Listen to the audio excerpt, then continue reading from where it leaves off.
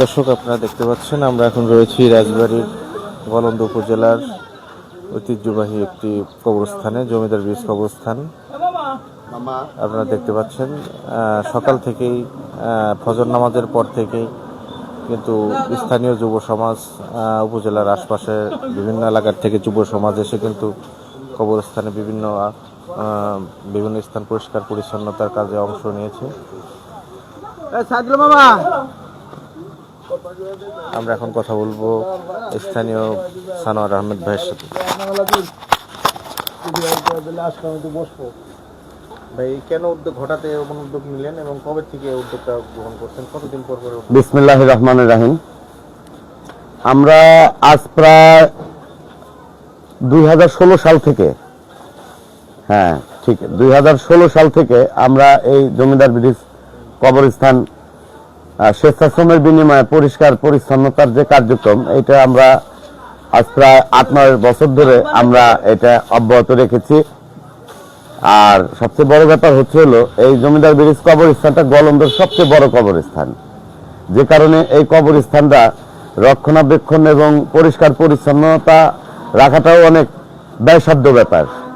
তো যে কারণে আমরা অত্র এলাকার যুব সমাজ, অর্থাৎ জমিদার ব্রিজ, সরুপার চক, রেলগেট, মৌলভীবাজার, নলডুবি, খুলুরডাঙ্গা, এই রমজান মাতুব্বার পাড়া, মন্ডলপাড়া, মুন্সিবাড়ি, হারেজমিয়ার পাড়া, লেকপার, এই সমস্ত অঞ্চলের যুব সমাজ এবং মুরব্বীদের সহযোগিতায় আমরা আজ প্রায় দীর্ঘদিন এই কবরস্থান পরিষ্কার পরিচ্ছন্নতার এই কাজটা আমরা প্রতি বছরের ন্যায় এবারও আমরা অব্যাহত রেখেছি।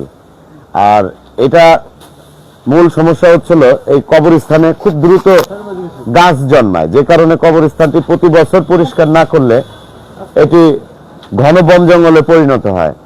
তো যে কারণে আমরা যুব সমাজের সহযোগিতায় এবং এই এলাকার শহর এলাকার আশপাশের লোকজনের সহযোগিতায় আমরা এই কাজটি আমরা প্রতি বছরে নেয়, আমরা এই বছরও আমরা পরিষ্কার পরিচ্ছন্নতার কার্যক্রম আজকে আমরা করছি।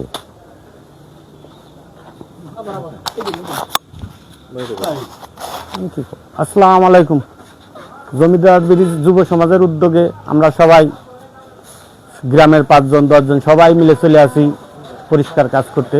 সবাই দোয়া করবেন, ভালো থাকবেন। আসসালামু আলাইকুম।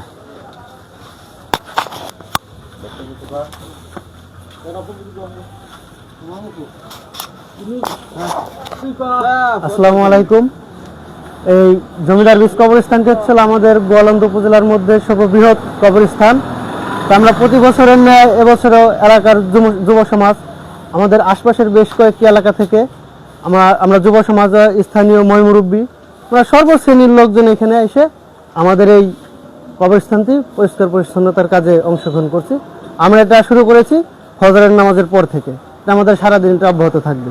সকলে আমাদের জন্য দোয়া করবেন। এলাকা যুব সমাজ সবাই মিলে আমরা করি, প্রতি বছরই করি। ইনশাআল্লাহ আপনারা দোয়া করবেন আমরা যেন কাজটা সমাধান করতে পারি।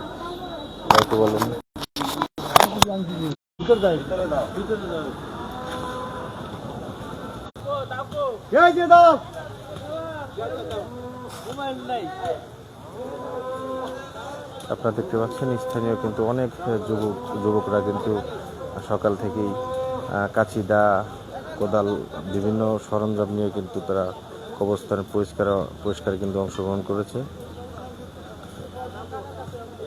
সারাদিন ব্যাপী মূলত এই কার্যক্রম তাদের চলমান থাকবে যতক্ষণ পর্যন্ত তারা পুরো কবরস্থানটি পরিষ্কার করতে না পারবে। তাদের এই কাজ কিন্তু অব্যাহত থাকবে।